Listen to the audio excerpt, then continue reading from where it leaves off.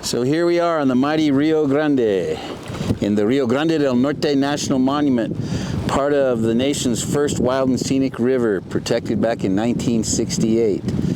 Further protection was given by the National Monument status about 13 years ago, and just a few years ago we got the headwaters on both sides, east and west, protected as wilderness. So this section of the river has really good protection that we fought very hard for a very long time. I'd like to point out, as you look upstream, that's Taos Pueblo land, that butte right there, that's known as Tract B, and there's a big deep gorge on either side of it.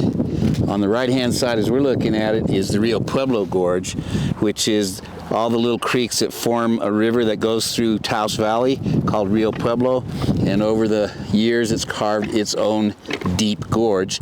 And on the left hand side is the main river gorge for the Rio Grande. That section of river up there is known as the Taos Box. It's world famous for its big whitewater, one of the best whitewater runs in the world. This part we're doing right now is the Orilla Verde, which is mellow and relaxing, scenic, beautiful, calm, refreshing, full of wildlife, great fishing, just a great place to come and hang out, just like we're doing today.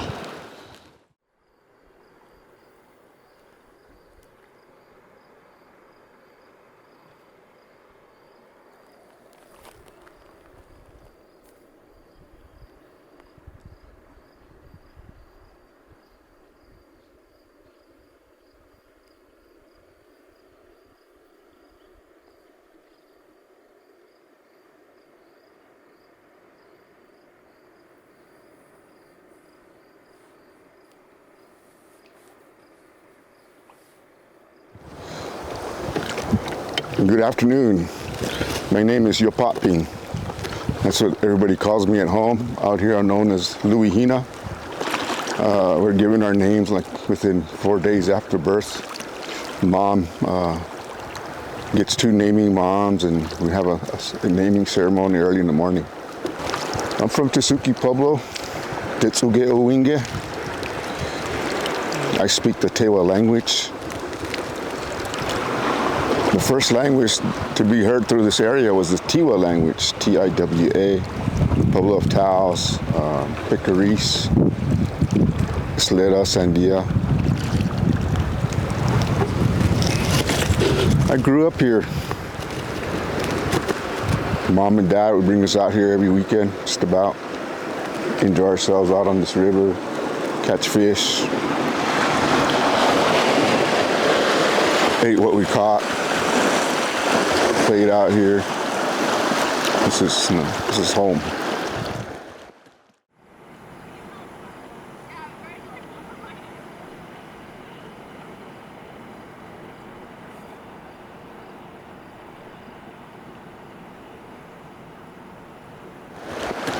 So how long have your people lived here?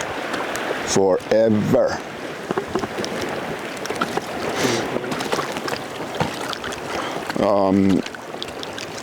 They're in the White Sands National Monument, or what do we call it? It's a national park. National Park, White Sands National Park.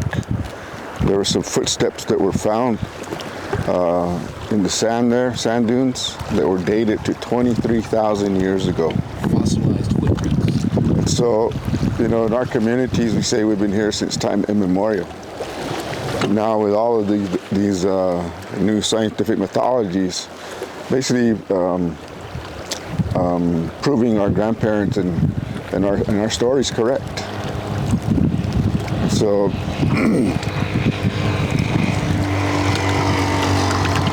our stories have been etched and carved into these walls on either side of these canyons. So the Tiwa folks put their marks on these boulders, and then the Tewa. And then later on,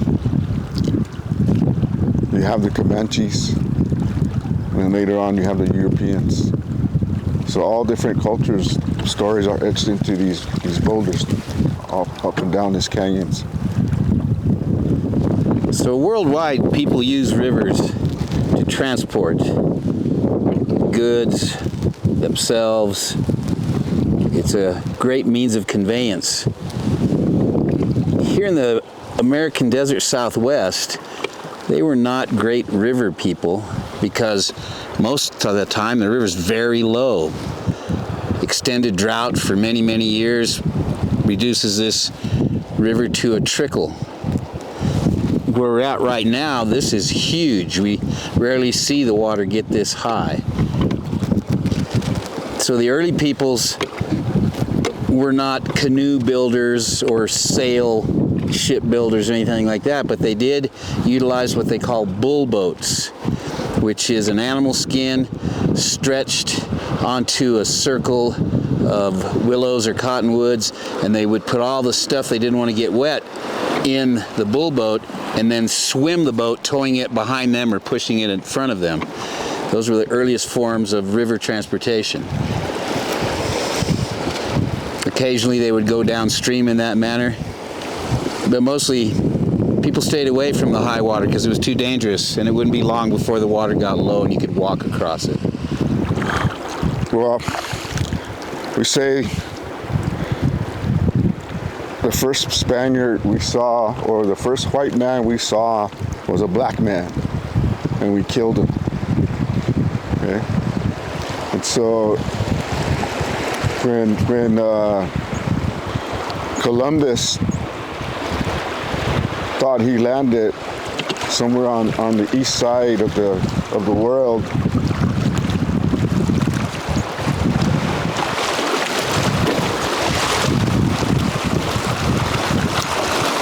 he cruised around that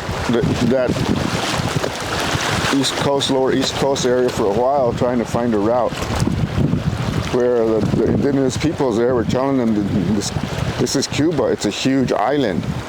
It's not. It's an island. So he didn't believe them, and so he took people back.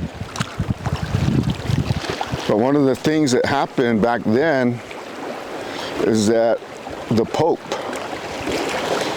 declared that there was only one religion that mattered in this world, and everybody else's religion was zero.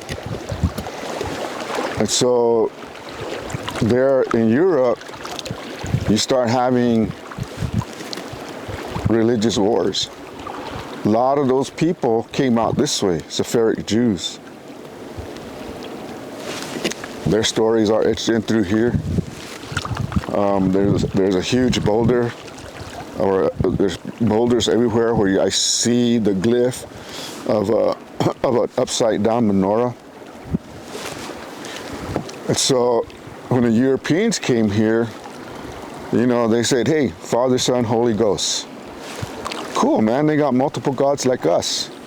No, right? And so because we do not believe in that one religion, or not just my people, but any people around. If you did not believe, it was instantaneous death. Maybe chop the hand off, arm off, leg off. But it was all for Father, Son, Holy Ghost. And because quite a few communities were wiped out, remember when the Spaniards first came here with Coronado, he had a bunch of thousands of indigenous peoples from Central America with him. And followed all the trade routes up this way. Brought the disease with them. Okay? And so the communities up north most likely accepted Christianity so we could survive. And so today, the majority of the communities have a church and have a patron saint, and they have celebrations honoring the saint. You know, the majority of the communities also practice our traditional activities, traditional ceremonies, and that outnumbers the Christian activities.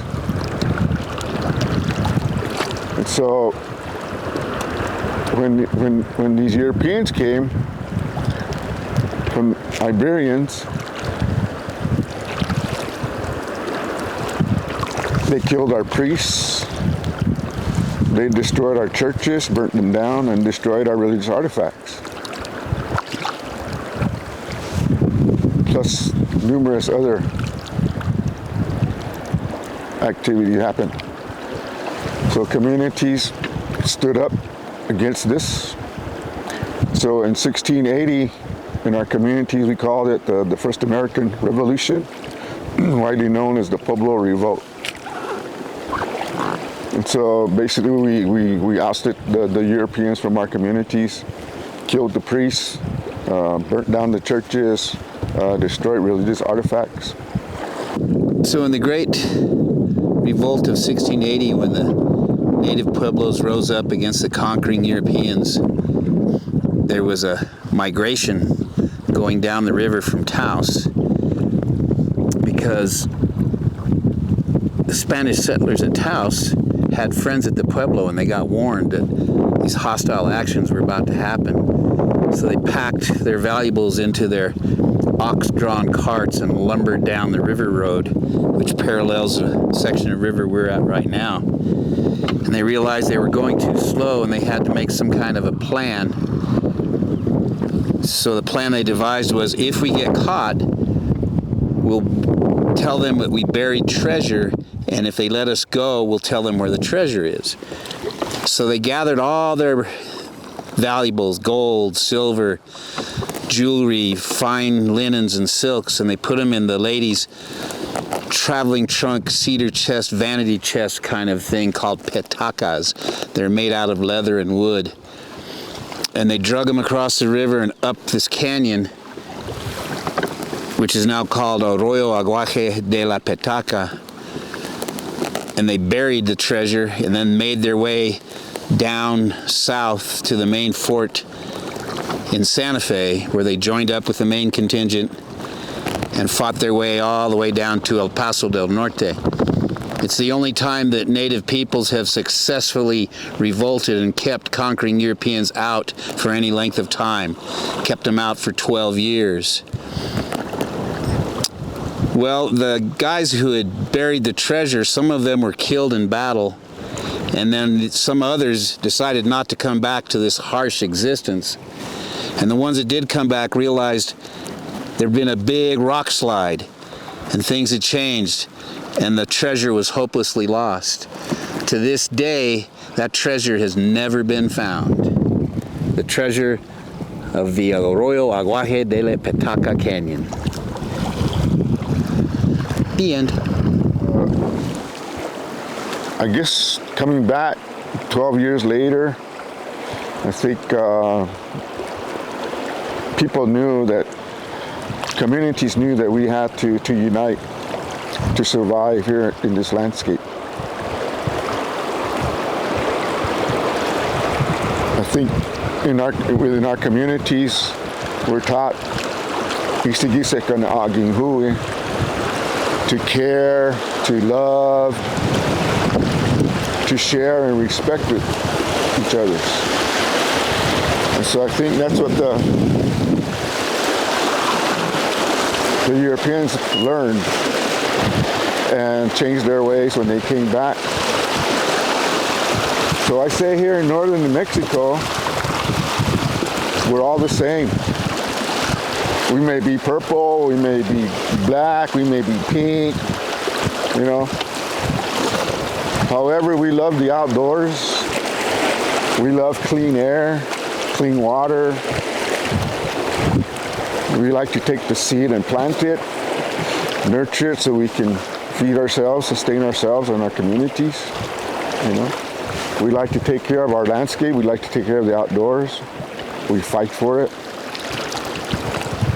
We're the voices for everything that you see around here.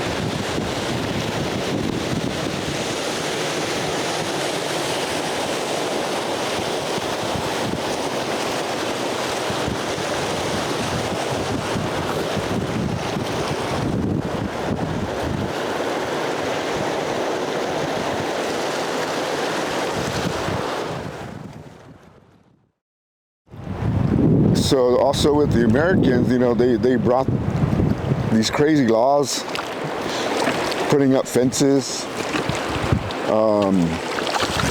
claiming that all of this landscape belonged to the government. Small communities that were established up and down these river systems basically turned into ghost towns.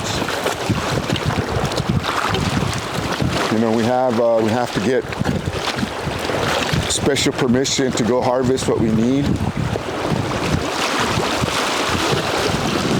Then in the 1800s, railroads started crossing the southern U.S. The first transcontinental railroad was to the north of us, and then the second one from east to west, the southern, they needed millions of railroad ties. And this is when the river became very, very important for commerce and became livelihoods for people, because they got hired to cut down trees, roll the logs down into the river, and float them down to the mills down in the big cities downstream.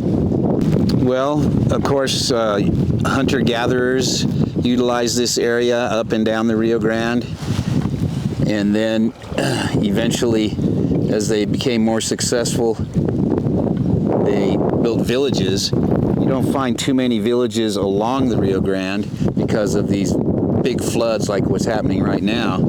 So they would build towns on the smaller tributaries, the creeks and small rivers that feed the main stem. So most of the villages are built on the smaller tributaries and instead of the main stem. There's a few villages along the main stem though. But flooding was always an issue, and being near water was always the concern. So the Rio Grande, it's the lifeblood of New Mexico and has been since the beginning of time. So for many millennia, you had native peoples utilizing this riparian zone, using the life-giving waters of the Rio Grande. And then the Europeans showed up in the form of the Spanish, and they came from conquering Mexico and headed north in search for gold and treasure. And they use the river as a major pathway because, again, it's got good feed for the livestock, it's got good water to stay alive. But when they would get to these canyons that are very rugged and strewn with impassable places because of boulders and cliffs, etc., they would have to make trails going around. And here in Taos, that was a major issue because the canyon is so deep and is so rugged. So there's less activity here at the river than you see further down south, where the canyons are a little more gentle. Major trade routes were established before the Spanish with the different tribes from Mexico all the way up north. And then the Spanish used those traditional roads for their trade routes, and it became very, very important. Beavers made a huge, huge economic impact to this part of the world, because in Europe in the 1810 and in the eastern seaboard of the U.S., the fashion was you had to have beaver pelts, beaver coats, beaver hats, beaver fur. And so they were trapping beavers here just as much as they could because it was a good source of income. In 1 year, the Spanish records show on the Rio Chama, in one season, the trappers brought in 10,000 beaver pelts. Beavers, America's largest rodent, North America's largest rodent. So the river's always been a pathway, easy or easier way to migrate, to move goods, peoples, livestock, anything you did.